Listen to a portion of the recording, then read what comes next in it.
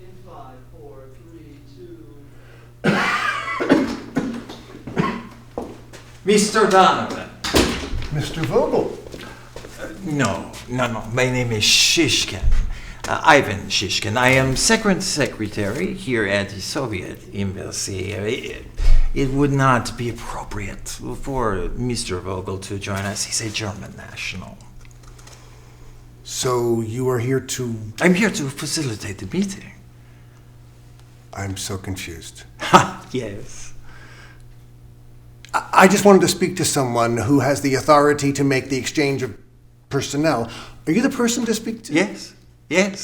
We should talk. Please have a seat. Sit down. So, how did you enter the eastern sector? By train. The S-Bahn. And you were alone? Yup. And you are credentialed.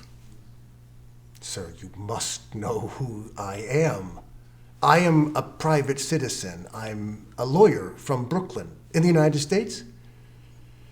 I have taken time out of my very busy schedule to support my client, Rudolph Abel. I am authorized to make the exchange of Abel for Francis Gary Powers. I have here a complete authorization for the pardon of all crimes for Abel that will be signed at the time of the exchange. When we make the exchange, everything will be taken care of. That is the only reason that I'm here. I am hopeful and confident that we can make this exchange quickly. Abel for Francis Charles Powers and Frederick Pryor. We don't have Pryor. No? No, wait.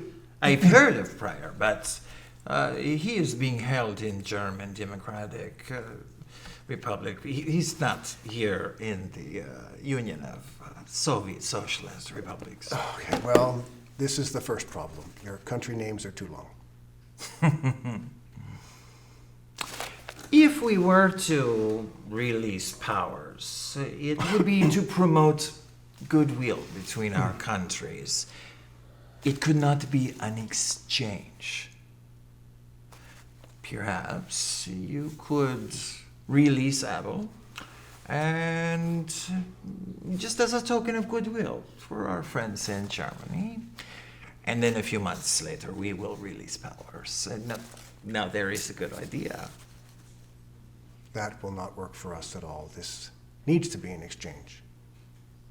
You can call it whatever it is that you like, but an exchange it will be. We can have Abel in 48 hours, but we need to have Powers at the same time. Yes. Well, we can call this the impatient plan. Huh? You can call it whatever it is you like. Well, I will relay your impatient plan to Moscow and see what they say. I am sick. I just want to go home. I don't live in Berlin. Yes. Well, let me tell you, they will be suspicious of your impatience. They will think that all the Americans, they have got him. They have got all the information from him. They are looking for a trait of Powers who maybe has not given us any of the information that we would want.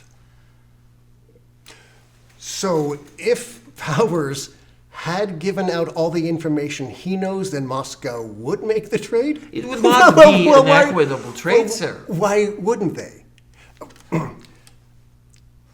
If Abel dies in an American prison, then maybe that'll make the next Russian operative that's captured think twice about deciding to keep his mouth closed. And maybe someday down the road, Abel decides he wants to see the sky again. And then he starts to trade Russian secrets for small American favors. How can we know such things? You and I. Such little men just doing our jobs. Just like Lieutenant Powers, he's just Oh a no, pilot. Powers was caught making photographs from a plane 70,000 feet in the air when he was shot down. This is my country considers an act of war. We have to get off this merry-go-round. The next mistake that one of our countries make may be the last. We have to have the conversations that our governments can't. All right. I will ask Moscow. Who knows? Who knows what they will say? You know, Mr. Donovan, there are people that do not want this exchange to even ever take place. So can you come tomorrow? And we will discuss the decision. And it's Powers for Apple. And Frederick Pryor. No, as I said, Pryor is being held in German Democratic Republic. And I'm confident that you can make that happen. I am simply a second secretary at Soviet Embassy for a foreign power, Mr. Donovan. Okay. You should go see Mr. Vogel, I think. I will give you the address. So there actually is a Mr. Vogel? Why would you think otherwise?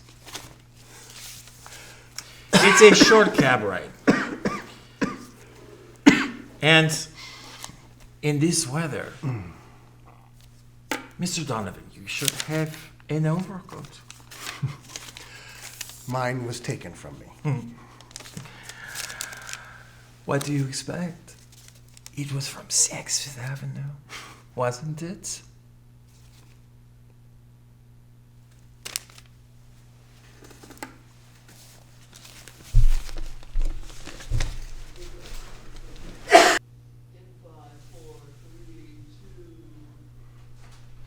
Call the pastor.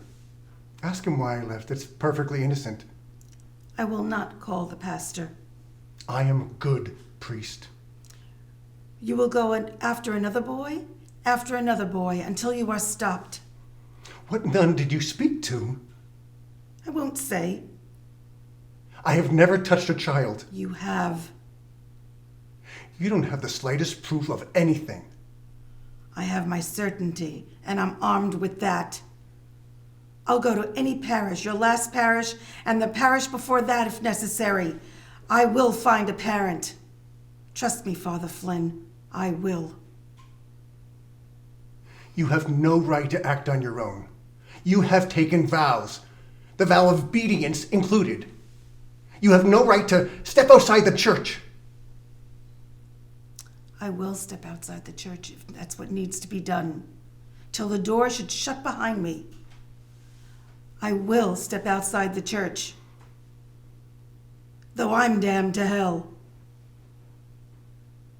You should understand that, Father Flynn, or you will mistake me. Now, did you give Donald Miller wine to drink?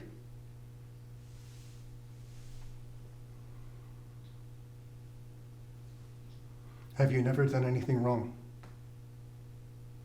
I have. A mortal sin? Yes. And? I confessed it, Father. Then anything that I have done, I have left in the healing hands of my confessor. Just as you have, you and I are the same. Oh, no, we are not. We are not the same. A dog that bites is a dog that bites. Now, did you give wine to Donald Miller?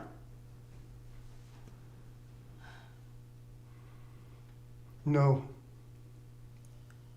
Mental reservation. No. You lie.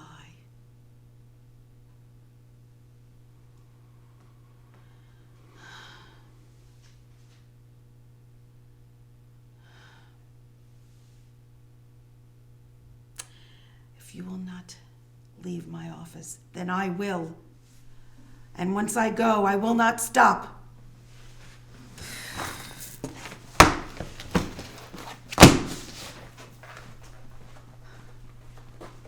Wait. I cannot tell you everything, you understand? There are things I cannot say. Even if you cannot imagine an explanation, it doesn't mean that there are things beyond your knowledge. Even if you feel certainty, it is a feeling, it is not a fact. You will request a transfer and take a leave of absence until it is granted. You will leave me nothing? It is Donald Miller who has nothing. You've taken full advantage of that. I've done nothing wrong. I care about the child. Why? Because you smile at him? Because you sympathize with him? You talk to him as if you are the same? You are a cheat!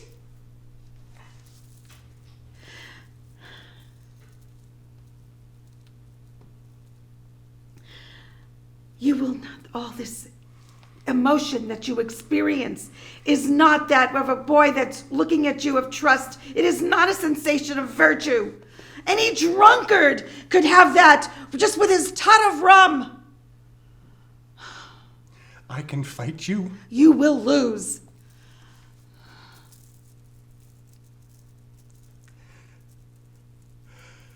Where is your compassion? Nowhere you can get at it.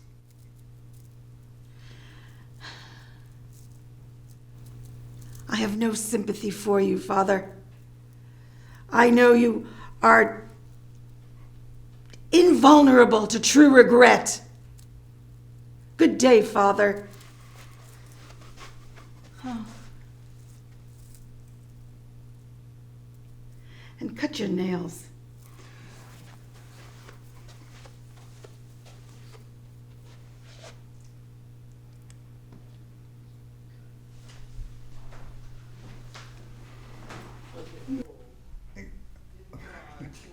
You give me that draft, we'll go over it.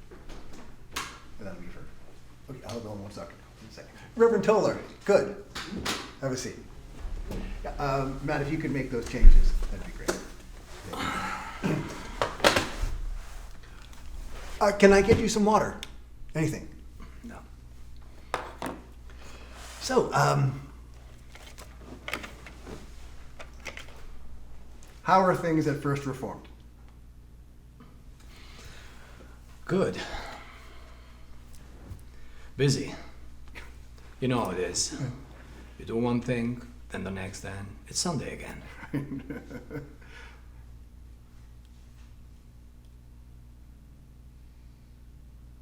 I wanted to ask you about the 250th reconsecration.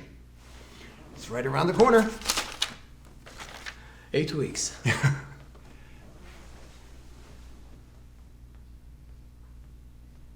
So, how's it going?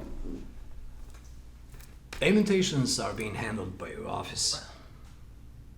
We don't have that many seats.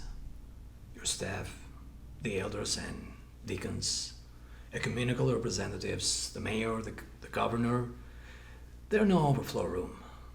The sanctuary, that's it. We're going to simulcast the ceremony from the main hall. That's 5,000 seats. And we're going to have the reception in the rotunda afterwards.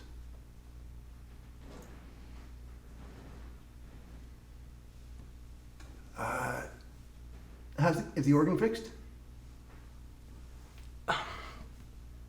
They're waiting on parts. It's a bigger deal than I thought. We can't have a reconsecration without an organ. A mighty fortress is our God. Did you know that Martin Luther composed that when he was sitting in the outhouse? A mighty Fortress is our God. I can't get that image out of my mind. Every time we play that song, I look out at the congregation and I know everybody is thinking the same thing. I think every seminarian knows that story.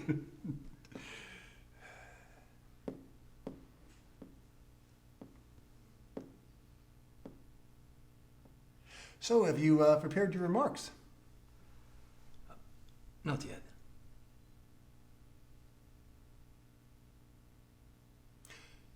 The memorial program comes back from the press next month. You know, I'm working on my address right now. When we have a draft, I'd like you to take a look at it, make sure everything is okay.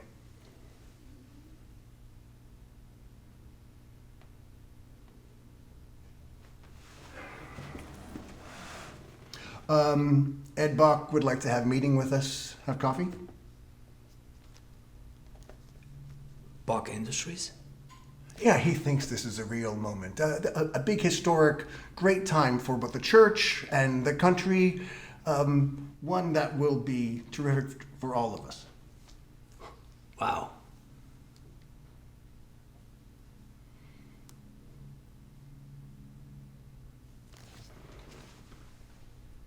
How are you? Fine. Fine.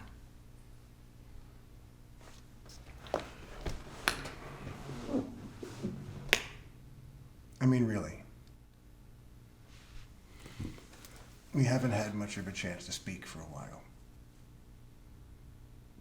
Even a pastor needs a pastor.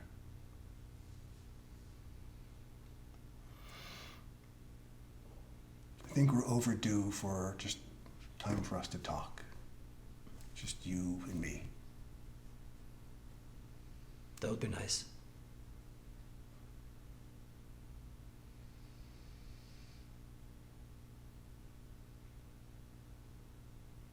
You're doing a great thing.